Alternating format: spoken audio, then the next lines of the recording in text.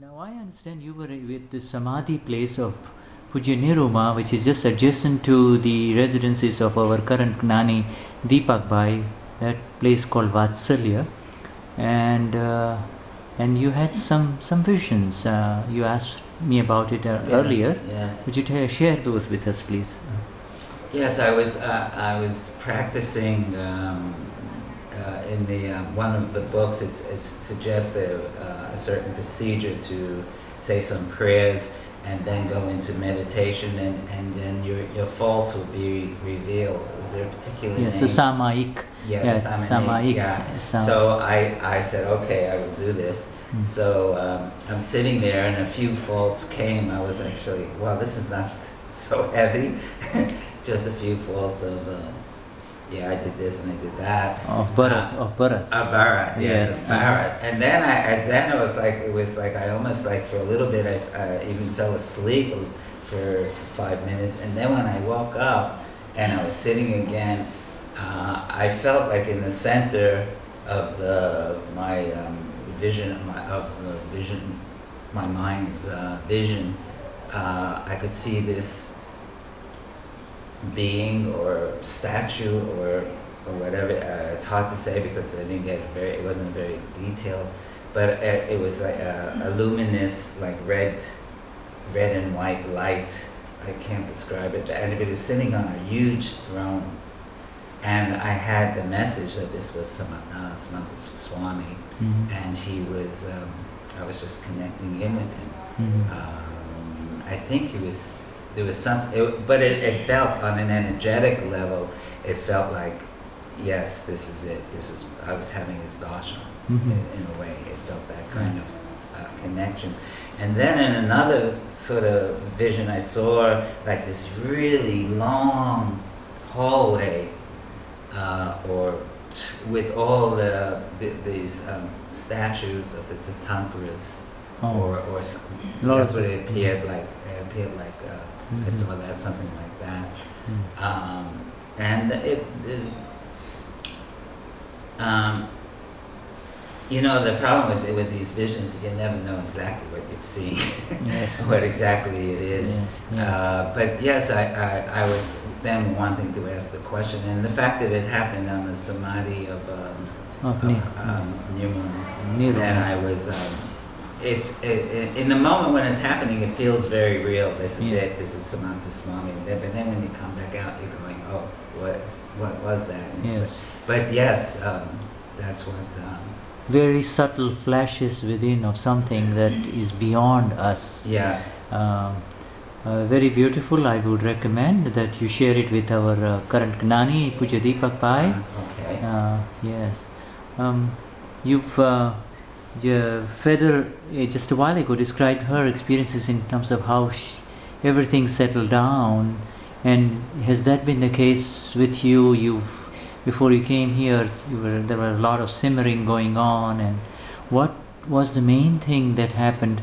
Was it the Gnan Vidhi, or there has been it seems like a lot of stuff is going on within. Yes. And you are trying to put words to it. Yes. But yes. And like Feather said, I felt the Gnan Vidhi just initiating as soon as we got here, or even before. But really, I felt the changes happening inside me, some sort of relaxation, some charge, everything just initiating. As soon as we got here, and of course in the Gnan Vidhi, it was very funny because I was sitting there in the Gnan Vidhi, and of course it's not said in English, and I started to space out. I started to go also again seeing these gods, the celestial gods out there, and I was getting lost in that, and I wasn't saying the words. Cerise tapped me on the shoulder and opened my eyes, and I was really glad that he did that, because I knew that it's easy for me to go out there, but to stay grounded on the earth and actually do the Vidhi itself. The Vidhi itself was very important, so I was very glad he did that. Yes.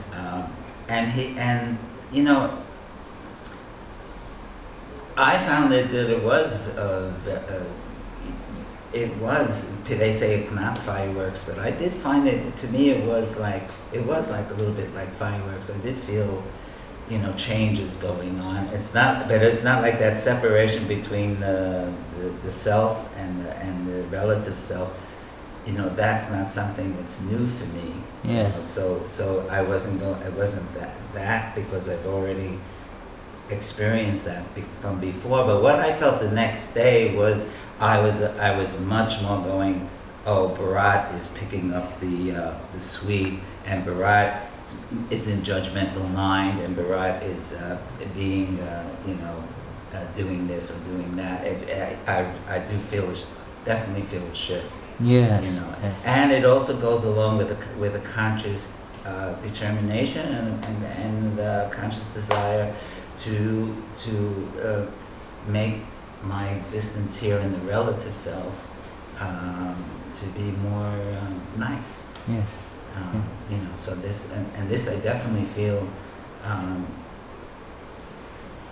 is happening. Yes. I feel very good with it. Yes. Now there is a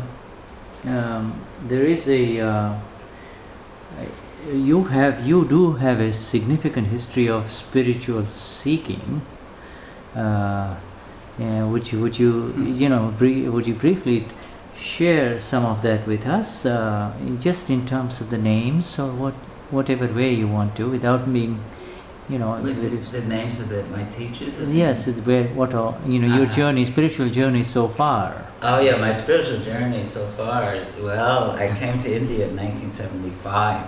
Yeah. As a hippie traveler, going to Goa, and within several months of being in India, I started to have spiritual experiences, which accumulated in meeting two holy men in New Delhi, in the middle of New Delhi, in Connaught Place, which is a busy section of the city.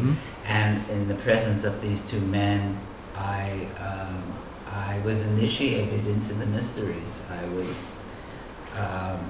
I had my first experience of truth and first experience of God. In fact, I went through a period of 2 to 3 months where my ego dissolved. I was no longer Bharat. I was just consciousness. But what happened to me is then my ego returned slowly, and because of that, I became aware that I need to find a guru now because I'm losing my enlightenment. And my ego is coming back stronger and stronger and stronger. So I ended up in Pune, and I took a sannyas with a man called Bhagwan Sri Rajneesh. And I became what they call a sannyasin, and I was in his organization and living the sannyas life for 15 years, until that ended, or not really ended, but went through a lot of changes.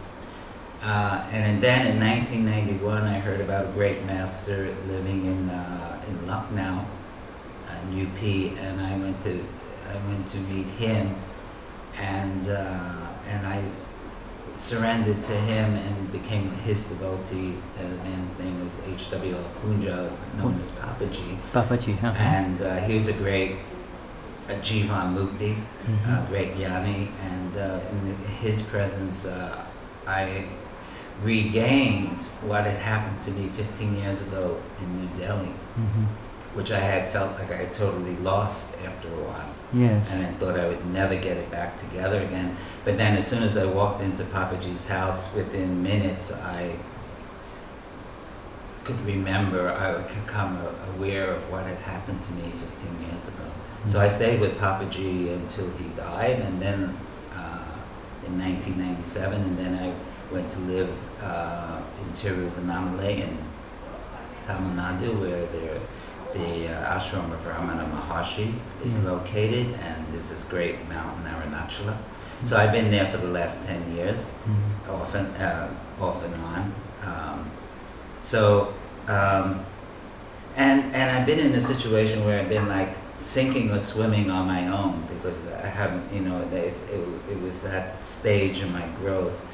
And I came to the conclusion that because Papaji was not so much concerned about how your personality went, because to him it was only the self, and actually nothing exists. The ego of Bharat doesn't really exist, so what's the point of doing any development?